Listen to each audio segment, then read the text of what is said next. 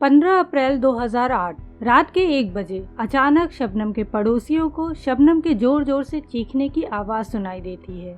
शबनम की चीखें इतनी तेज थी कि सभी पड़ोसी भाग के शबनम के घर जाते हैं और जब शबनम के घर के अंदर का नजारा देखते हैं तो उनकी आंखें फटी की फटी रह जाती हैं।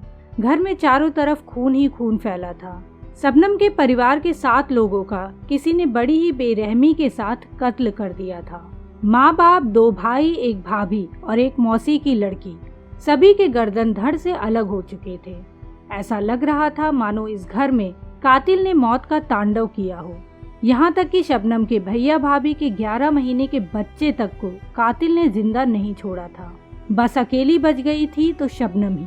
अब दोस्तों, आप सभी के मन में सवाल आ रहा होगा कि आखिर कातिल ने शबनम को क्यों जिंदा छोड़ दिया और आखिर किसने और क्यों शबनम के घर में मौत का एक खूनी खेल खेला।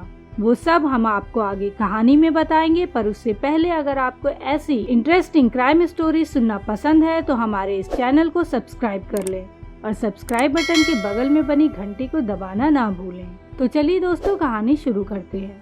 ये कहानी है यूपी के अमरोहा जिले के बावनखेड़ी गांव की। इस गांव के सबसे प्रतिष्ठित परिवारों में से एक था शबनम का परिवार। शबनम के पिता शौकत अली एक कॉलेज में लेक्चरर थे। शबनम का बड़ा भाई MBA करके एक कंपनी में जॉब कर रहा था, तो वहीं छोटा भाई अभी इंजीनियरिंग की पढ़ाई कर रहा था। शबनम खुद पहले इंग्लिश से और फिर भूगोल से MA कर चुकी थी और गांव के ही एक स्कूल में बच्चों को पढ़ा भी रही थी। उसका सपना था कि एक दिन वो भी अपने पिता की ही तरह लेक्चरर बने, पर उसे ये नहीं पता था कि उसके लेक्चरर बनने का सपना एक ही रात में चूर चूर हो जाएगा। 15 अप्रैल 2008 की रात जब शबनम की चीख पुकार सुनकर आसपास के सभी लोग उसके घर पहुंचते हैं तो वहां का मंजर देखकर सभी गांव वाले डर जाते हैं। 4 कमरों के घर में चारों तरफ सिर्फ लाशें ही लाशें नजर आ रही थी। खबर इतनी बड़ी थी कि रात में ही लोकल थाने से लेकर लखनऊ तक पहुंच गई।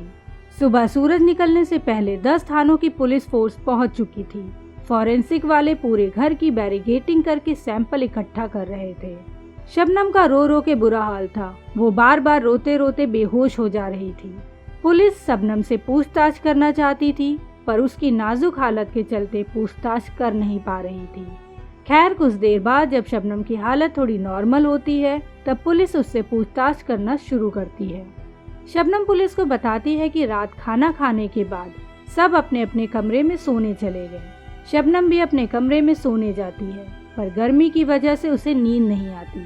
फिर वो सोने के लिए छत पर चली जाती है। आधी रात में जब बारिश शुरू होती है तो उसकी नींद टूट जाती है और वो नीचे अपने कमरे में सोने के लिए आती है। तभी उसने देखा कि कुछ चोर डाकू टाइप लोग उसके परिवार के सभी लोगों को जान से मार रहे थे। ये देखकर वो चीखते हुए बाथरूम में भाग जाती है और उसे अंदर से लॉक कर लेती है। शबनम की चीख पुकार से वो लोग डर जाते हैं और छत के रास्ते से भाग जाते हैं और तब तक गांव वाले भी उसके घर पर आ जाते हैं। इसके बाद जब पुलिस अपनी जांच पड़ताल के लिए छत पर जाती है तो देखती है कि छत पर जाने वाली सीढ़ियों पर बने लोहे का दरवाजा अंदर से बंद है। ये देखकर पुलिस हैरान रह जाती है, क्योंकि अगर शबनम की बात माने तो बदमाश छत से भागे थे, तो ये दरवाजा अंदर से किसने लॉक किया। इसके बारे में जब पुलिस वहां मौजूद सब लोगों से पूछताछ करती है तो सब लोग बताते हैं कि जब वो लोग शबनम के घर में आए थे तो छत का दरवाजा अंदर से ही लॉक था। और फिर पुलिस वाले देखते हैं कि जमीन से छत की ऊंचाई 14 फीट थी और दीवार प्लास्टर की थी, तो ऐसे में बिना सीढ़ी के बदमाश वहां से भाग नहीं सकते थे। पुलिस जब उस छत की दीवार का मुआयना करती है तो उस दीवार पर कहीं भी कोई सीढ़ी लगाने का निशान मौजूद नहीं था। अब पुलिस को शबनम के ही ऊपर शक होने लगता है, पर सिर्फ शक के बिना पे ही पुलिस उसे अपराधी नहीं बना सकती थी और न ही उससे कड़ाई से पूछताछ कर सकती थी, क्योंकि गांव के लोगों के अंदर शबनम के लिए हमदर्दी और पुलिस के खिलाफ नाराजगी थी। ऐसे में पुलिस की छोटी से छोटी गलती भी गांव वालों की भावनाओं को भड़का सकती थी। एक ही परिवार के 7 लोगों की हत्या मीडिया में सबसे बड़ा मुद्दा बन गया था और कानून व्यवस्था पर सवाल खड़े होने लगे थे। ऐसे में उस वक्त की मुख्यमंत्री मायावती उस परिवार से अपनी संवेदना प्रकट करने के लिए अमरोहा पहुंचती हैं और लगातार रो रही शबनम के सिर पर हाथ रखते हुए आरोपियों पर सख्त कार्रवाई की बात के साथ साथ शबनम को 5 लाख का चेक देने का ऐलान भी करती हैं। हालांकि घटना स्थल पर मामले की जांच कर रहे इंस्पेक्टर आरपी गुप्ता ने मायावती के पीए से शबनम को अभी मुआवजा न देने की अपील की। चूँकि उन्हें शबनम पर शक था तो उन्होंने मायावती के पीए से 24 से 48 घंटे का समय मांगा। 16 अप्रैल को पोस्टमार्टम रिपोर्ट आई तो पता चला कि मारने से पहले भी सभी लोगों को जहर दिया गया था। अब इंस्पेक्टर आरपी गुप्ता को ये बात बहुत अजीब लग रही थी, क्योंकि अगर बदमाशों ने घर वालों को मारा है तो फिर मारने से पहले जहर क्यों देंगे। जैसे जैसे जांच आगे बढ़ रही थी वैसे वैसे इंस्पेक्टर आरपी गुप्ता का शक शबनम पर और बढ़ता जा रहा था। इसी बीच इंस्पेक्टर आरपी गुप्ता को अपने गुप्त सूत्रों से पता चलता है कि शबनम का गांव के ही एक लड़के सलीम के साथ प्रेम प्रसंग चल रहा है। अगर उससे पूछताछ की जाए तो हो सकता है कि ये केस सॉल्व हो जाए। 18 अप्रैल को इंस्पेक्टर आरपी गुप्ता सलीम को पकड़कर पुलिस स्टेशन लाते हैं और उससे सख्ती से पूछताछ करते हैं।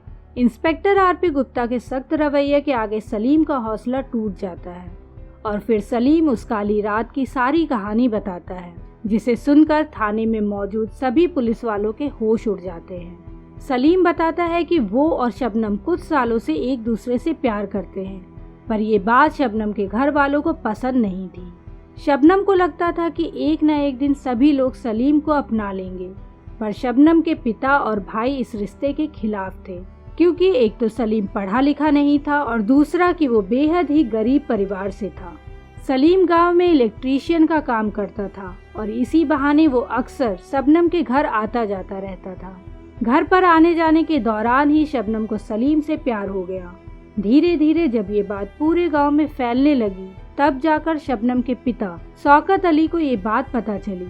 शौकत अली ने पहले बेटी को बहुत समझाया, पर जब शबनम नहीं मानी तब शौकत अली अपनी बेटी के लिए एक अच्छा रिश्ता तलाशना शुरू कर देते हैं। जब शबनम को ये बात पता चली तो उसके सिर पर खून सवार हो गया। उसने मन ही मन ये मान लिया था कि परिवार को खत्म करके ही सलीम से निकाह किया जा सकता है, इसलिए उसने सलीम से जहर मंगवाया। 13 अप्रैल 2008 को सलीम ने बाजार से जहर खरीदकर उसे दे दिया। शबनम के दोनों भाई छुट्टियों में गांव आए हुए थे और 14 अप्रैल की दोपहर में उसके दोनों भाई अपने अपने शहर के लिए निकल गए। जब शबनम को ये बात पता चली तो उसने अपने दोनों भाइयों को फोन करके वापस बुला लिया। शबनम के घर में उसकी भाभी और मौसी की बेटी ने मिलकर खाना बनाया। रात 9 बजे तक सभी ने खाना खा लिया। उसके बाद शबनम अकेले ही किचन में सबके लिए चाय बनाती है और उसमें जहर मिलाकर सबको पीने के लिए दे देती है। चाय पीने के बाद सभी अपने कमरे में सोने गए, जहां उनका दम घुटने लगा और वो मर गए। पर शबनम को जहर पर कम यकीन था, इसलिए उसने सलीम को फोन करके बुला लिया। सलीम अपने साथ एक कुल्हाड़ी लेकर आया। शबनम सलीम को लेकर पहले अपने पिता शौकत के कमरे में जाती है। शौकत अली अपने खाट पर बेहोश या फिर मान ले कि मरे हुए पड़े थे। शबनम अपने पिता का सिर पकड़कर सीधा कर देती है और सलीम से बोलती है कि कुल्हाड़ी से पिता की गर्दन पर वार करो। कुल्हाड़ी के एक ही वार से उसके पिता का सिर धड़ से अलग हो जाता है। उसके बाद दोनों मिलकर माँ पर, फिर दोनों भाइयों, भाभी और मौसी की लड़की को कुल्हाड़ी से मारकर मौत के घाट उतार देते हैं। पर अभी भी घर में एक मासूम बचा हुआ था, भैया और भाभी का 11 महीने का बेटा, यानी कि शबनम का भतीजा। शबनम सलीम से बोलती है कि इसका भी गला दबा के मार दूं। सलीम भी बिना कुछ सोचे समझे उस बच्चे का गला दबा देता है। इसके बाद सलीम कुल्हाड़ी लेकर वहां से भाग जाता है और गांव के एक तालाब में उस कुल्हाड़ी को फेंककर अपने घर चला जाता है। जैसे ही सलीम अपने घर पहुंचता है तभी शबनम का उसे कॉल आता है। शबनम सलीम से कहती है कि जल्दी वापस चले आओ, भतीजा अभी जिंदा है। पर सलीम अब वापस जाने की हालत में नहीं था, तो वो मना कर देता है और कहता है कि अब मैं नहीं आऊंगा, तुम खुद ही उसे मार दो। इसके बाद शबनम ने अपने 11 महीने के भतीजे का गला तब तक दबाए रखा जब तक कि उसकी मौत नहीं हो गई। सलीम के कबूलनामे के बाद पुलिस शबनम को गिरफ्तार करके पुलिस स्टेशन लाती है और उससे भी पूछताछ करती है। पहले तो शबनम कुछ नहीं बताती, फिर जब सलीम उससे कहता है कि मैंने सब कुछ बता दिया है, तब जाकर शबनम भी अपना गुनाह कबूल लेती है। सलीम की निशानदेही पर हत्या में इस्तेमाल की गई कुल्हाड़ी भी पुलिस उस तालाब से बरामद कर लेती है। अब ये पूरा केस पानी की तरह साफ हो गया था। अमरोहा के डिस्ट्रिक्ट कोर्ट ने 3 अगस्त 2010 को ऐतिहासिक फैसला सुनाते हुए सलीम और शबनम को फांसी की सजा सुनाई। डिस्ट्रिक्ट कोर्ट से निकलकर ये मामला इलाहाबाद हाई कोर्ट गया। हाई कोर्ट ने भी फांसी की सजा को बरकरार रखा।